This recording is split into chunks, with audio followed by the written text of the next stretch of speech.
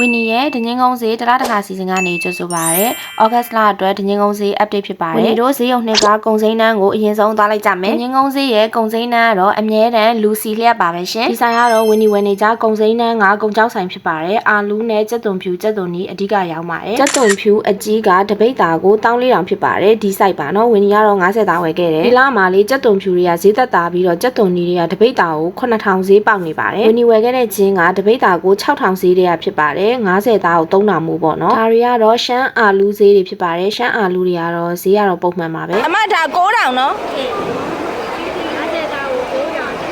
ကြက်သွန်ဖြူကတော့လေး quality တော်တော်လေးကောင်းပါတယ်ကဲဒါဆိုရင်တော့ဝင်းနီတို့အသီးရွက်ဈေးတွေဆက်ပြီးကြည့်လိုက်ကြမယ်နော်အခုလာကခန်းထောပတ်တွေပေါ်ရဲလာဆိုတော့ဝင်းနီနဲ့တူခန်းထောပတ်တွေသွားဝယ်မယ်ဒါခန်းထောပတ်သီးပေါ့နော်အရန်စားကောင်းတယ်တပိတ်တာအောင်မှာ3000ပဲရှိပါတယ်ဝင်းနီတပိတ်တာဝယ်ခဲ့ပါတယ်ဒီတရက်သီးအစိမ်းကတစ်လုံးကို600လို့ပြောပါတယ်ရှင်တံမျိုးသီးကလေးဒီလာဈေးတက်သွားတယ်တစ်လုံးကို200ပါ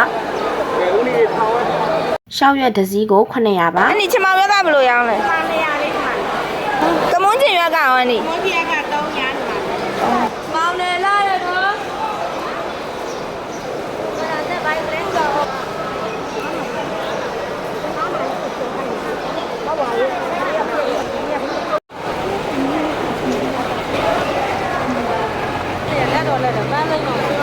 ကော်ဖီဝယ်ဦးမယ်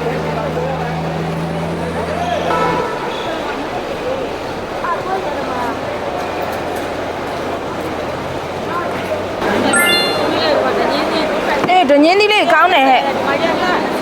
ဟိုက100လားမသိဒါယူလိုက်မယ်ဒီ120ယူလိုက်မယ်ဘယ်လောက်ယူမှာချူမဲသမီးဟုတ်အဲ့လောက်ဒီက30ပေါ်လာတာပေါ့အေးဒီ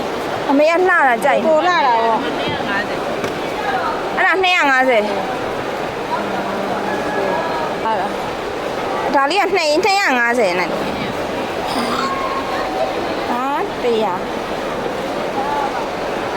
အငင်းသီးတွေကပေါ့နော်အရန်လက်ဆက်ပါတယ်ဒီလိုအနေထားလေးဝင်နေရတော့120တန်နဲ့200တန်နဲ့ယူခဲ့ပါတယ်ရှင်တလုံးဒီဘက်ကောလား400ဟိုဘက်က300ဒါ400 3လုံး2000ဒါ3လုံး2000ဒီရှောက်သီးအကိတ်ကြီးကတစ်လုံးကို400ပါရှင်ရှောက်သီးတုတ်စားလိုက်လို့ကတော့ share ပဲနော်